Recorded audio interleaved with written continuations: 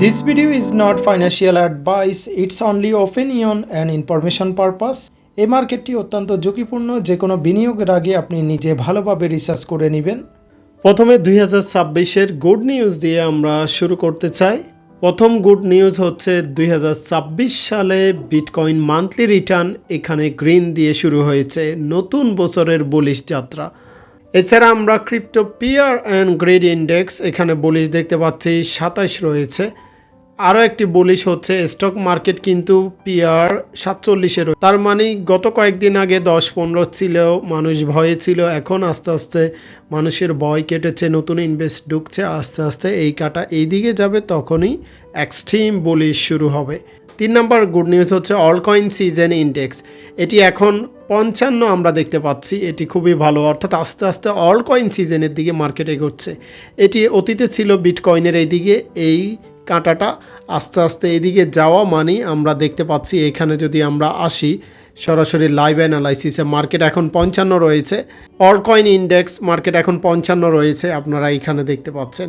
So এটি নিচে থাকা মানে, 25-এর নিচে থাকা মানে বিটকয়েন সিজন, আর এটি 75-এর উপরে যাওয়া মানে অলকয়েন সিজন। যেহেতু 55 থেকে ঊর্ধ্বমুখী যাচ্ছে, তাহলে এখানে আমরা অলকয়েন সিজন খুব শীঘ্রই দেখতে পারি ইনশাআল্লাহ। শুধু ফান্ডামেন্টাল গুড নিউজ না, টেকনিক্যাল গুড নিউজও আছে, সেটি ভিডিও শেষে আমরা বাস্তব ডিসকাস করব।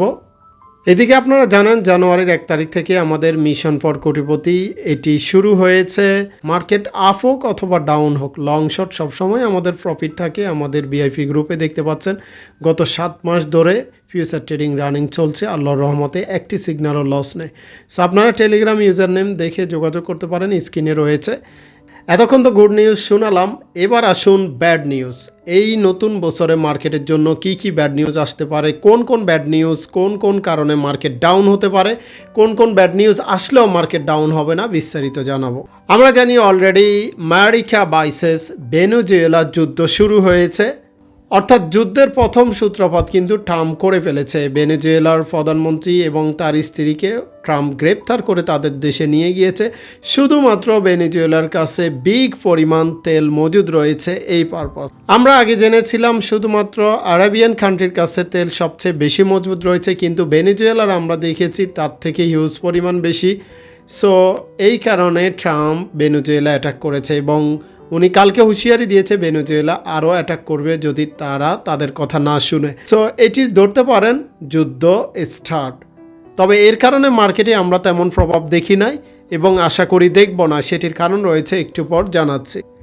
এদিকে ইরান এবং আমেরিকার যুদ্ধ কিন্তু অলরেডি শুরু হওয়ার পথে, এটি হয়ে গেলে কিন্তু থার্ড ওয়ার স্টার্ট হতে পারে। আমেরিকা এবং ইরানের মধ্যে যুদ্ধ খুবই সন্নিকটে, এবং অলরেডি অস্ট্রেলিয়া সহ পৃথিবীর বিভিন্ন দেশ তাদের নাগরিকদের ইরান থেকে সরে আসার, চলে যাওয়ার নির্দেশ দিয়েছে।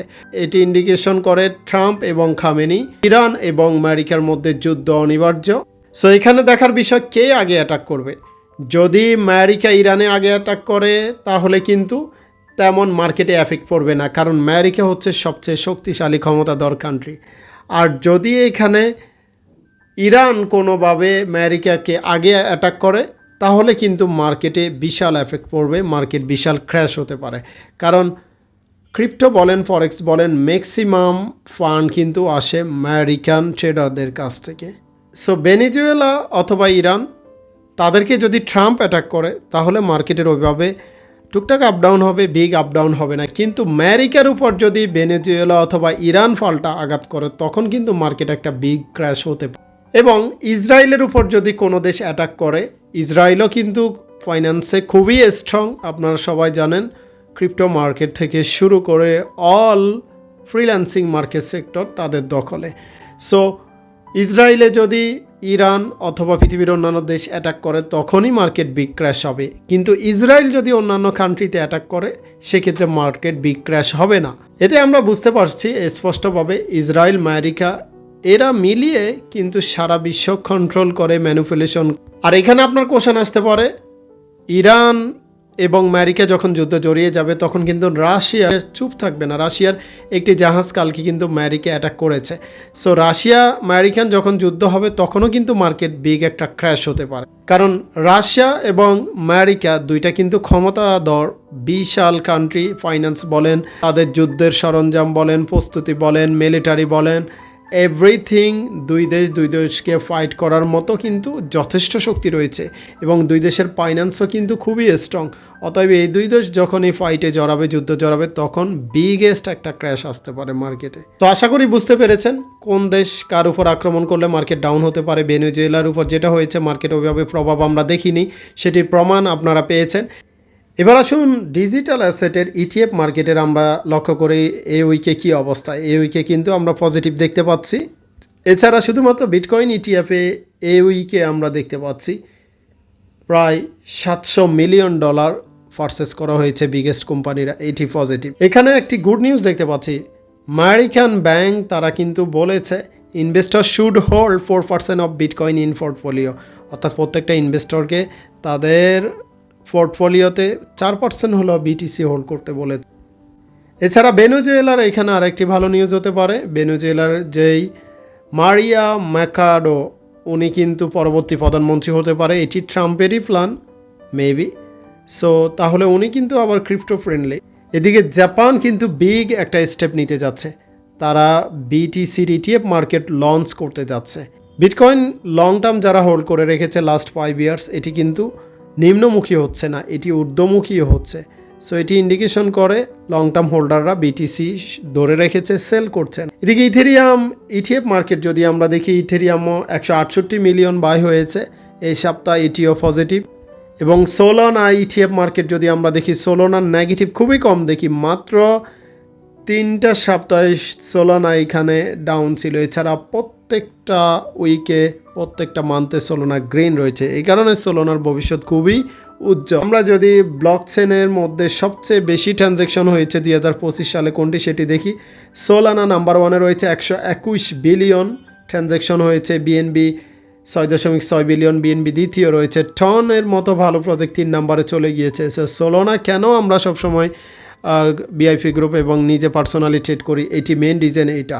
সোলানা এখন কোনো not only crypto currency, Solana right now number 3 biggest crypto currency, strong crypto currency, safest crypto currency. ঠিক আছে, গ্লোবাল মানি সাপ্লাইয়ের এখানে যদি উইকলি অ্যানালাইসিস করি বিটকয়েন এর সাথে, তাহলে গ্লোবাল মানি সাপ্লাই আপনারা জানেন, প্রত্যেকটা ভিডিওতে আমি এটা বলার চেষ্টা করি, এটি কন্টিনিউয়াসলি রাইজ করছে, বিশ্বের মানি সাপ্লাই বেড়ে যাচ্ছে।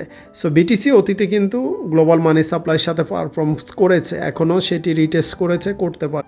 এখানে আমরা বিটকয়েন গোল্ড হিসাব দেখতে পাচ্ছি, গোল্ড কিন্তু কন্টিনিউয়াসলি রাইজ করছে। বিটিসিও অতীতে গোল্ডের সাথে পারফর্মস করেছিল, কিন্তু তখনও কারেকশন নিয়েছিল, দেখতে পাচ্ছেন এখনও কারেকশন নিচ্ছে। আশা করি এখানে বিগ মুভ হতে। Good news, bad news, market analysis অনেক কিছু আলোচনা হয়েছে। লেটস গো, এবার আমরা চলে যাই বিটিসির direct live chart analysis. BTC কী বলে, কোন দিকে যেতে পারে, কোন দিকে আপ হতে পারে, ডাউন হতে পারে ইত্যাদি।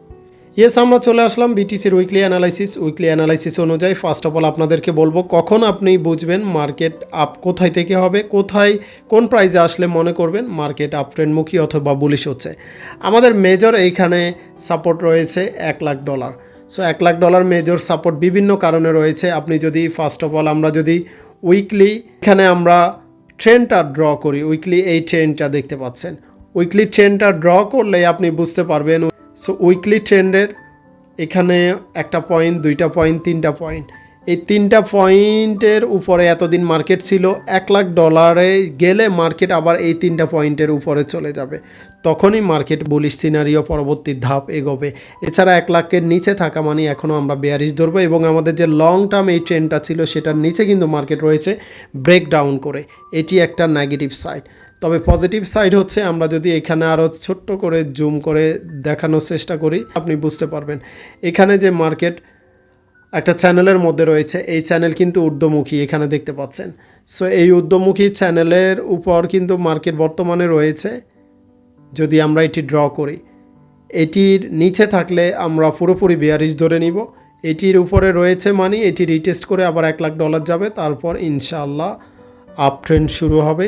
আর এইদিকে আমরা আরেকটা অ্যানালাইসিস যদি করি, সকল কিছু এখানে দেখতে পাচ্ছেন এই যে পিঙ্ক কালারের যেই EMA50 উইকলি, এটি যদি আমরা ধরি এটির উপরেই মার্কেট এতদিন ছিল।